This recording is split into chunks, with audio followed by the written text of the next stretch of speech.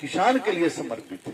और इसका सबसे बड़ा उदाहरण है कि हमारी सरकार जब आई। अरे भाई साहब, कोई बताएगा कि मोदी सरकार किसानों की सरकार कैसे हुई? वैसे भाई साहब बेचारे विपक्ष वाले सुनेंगे तो पहले ही चुप्पी साध लेंगे। तो चलिए हम ही इनके बारे में परिचय तो करा दें आपका, शायद पहचान गए होंगे। भाई साहब छोटी मोटी हस्ती नहीं, काफी बड़ी हस्ती है। बिहार के लाल हैं और पूर्व केंद्रीय मंत्री हैं। यही नहीं, उत्तर प्रदेश के प्रभारी भी हैं पंचायत चुनाव के, और नाम है भाई साहब राधा मोहन सिंह। अब तो पहचान ही गए होंगे। भाई साहब दौलतपुर में पधारे थे पद्मश्री रामशरण वर्मा जी के यहाँ, और साथ में भाई साहब उत्तर प्रदेश के कृषि मंत्री सूर्य प्रसाद शाही भी थे, और इस दौरान कंबल भी वितरित किए गए महिलाओं में, और साथ ही कई और अन्य चीजें। और आते ही भाई साहब क्या कह रहे हैं पहले वो सुनिए, फिर थोड़ा बहुत आगे हम भी बता देंगे। और इसका सबसे बड़ा उदाहरण है कि हमारी सरकार जब आई उसके पहले कृषि विभाग का बजट कितना होता था भारत सरकार का, आपको लगता है 14,000 करोड़ रुपए का, और अब 1,34,000 करोड़ रुपए का बजट है। कहाँ 14,000 करोड़ रुपया, कहाँ 1,34,000 करोड़ रुपया। यहाँ डीबीटी के माध्यम से बता रहे थे, लेकिन डीबीटी के माध्यम से 2 करोड़ से ज्यादा किसानों को अकेले उत्तर प्रदेश में पीएम किसान निधि जा रहा है। वाह भाई साहब वाह, क्या बात कही आपने। वैसे 2 करोड़ अकेले उत्तर प्रदेश के किसानों को फायदा मिल रहा है, आज ही पता चला। लेकिन भाई साहब विपक्ष में भी निशाना साधने से नहीं चुके, कह रहे थे कि किसान को फायदा मिल रहा है, इसलिए विपक्ष घबरा गया है। वैसे सुनिए जरा।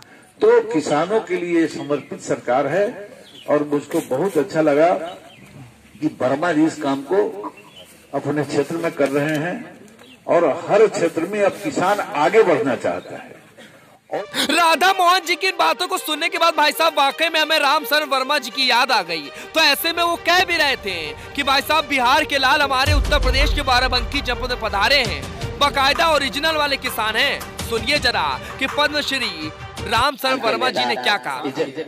और एक किसान भी है, ये हमारे पड़ोसी राज्य के बिहार के रहने वाले हैं। ये किसान है और पेवर किसान है। किसान की बात करते हैं, किसान की भाषा में रहते हैं, जैसे हम बोलते हैं वैसे आपकी भी भाषा है। देखिएगा कितनी बढ़िया। तो हम ये बताएंगे कि कितना बड़ा सम्मान है कि हमारे उत्तर प्रदेश में मिला। और उत्तर प्रदेश के हमारे 2 किसान थे, एक हमारे भारत भूषण त्यागी जी थे जो बुलंदशहर से आते हैं, और एक बाराबंकी को। आप देखिए कि पूर्वी उत्तर प्रदेश को कितना बड़ा सम्मान हमारे भारत सरकार ने दिया, और भारत सरकार ने दिया, किसान को दिया है, हमको।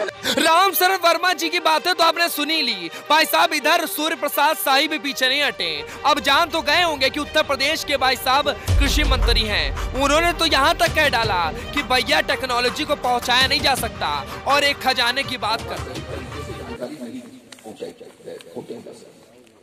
टेक्नोलॉजी को नहीं पहुंचाया जा सका, अच्छे प्रजाति के बीज नहीं पहुंचाए जा सके।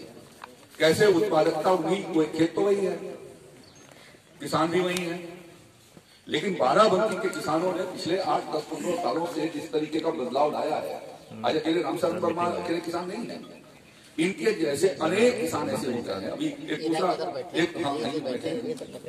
बैठे फतेहपुर के, अभी पिछले साल अमरेंद्र सिंह जहाँ दौलतपुर में गया था, एक दौलतपुर ये और दूसरा दौलतपुर वो। अब वो गांव ही दौलतपुर जैसा नाम है, वो दौलत का खजाना बन रहा है। ये सिर्फ इसलिए हुआ कि हमने वैरायटी। उत्तर प्रदेश के कृषि मंत्री की बातें तो आपने सुनी ली। भाई साहब त्रिस्तरीय पंचायत चुनाव को लेकर तो बैठक भी कर दी गई थी बाराबंकी जनपद के जिला बीजेपी कार्यालय पर। वैसे भाई साहब वापस से राधा मोहन जी के पास आते हैं, वो क्या कह रहे हैं आगे फिर से सुनते हैं। वैसे भाई साहब जरा ध्यान से सुनिएगा। और जिन लोगों ने आज तक किसान के लिए कुछ किया नहीं, उनको लगता है कि मोदी राज में तेजी से बढ़ेगा, तो हमको तो रिजेक्ट किया है, लेकिन बाद में ऐसा नहीं करे कि डंडा लेके हमको खोजना शुरू करे कि तुम क्या कर रहे थे। तो इस भय से कोई ना कोई मुद्दा निकालते रहते, लेकिन वास्तविकता है कि उन लोगों ने यदि किसानों के विषय में चिंता नहीं की तो उन लोगों का कोई कसूर नहीं है। वैसे भाई साहब त्रिस्तरीय चुनाव को लेकर के राधा मोहन जी ने शुरुआत किसानों से कर दी है। अब देखना यही कि आगे क्या होता है। पर फिलहाल बाराबंकी जनपद से उत्तर प्रदेश के लिए एबीएन न्यूज़ 24 की खबर।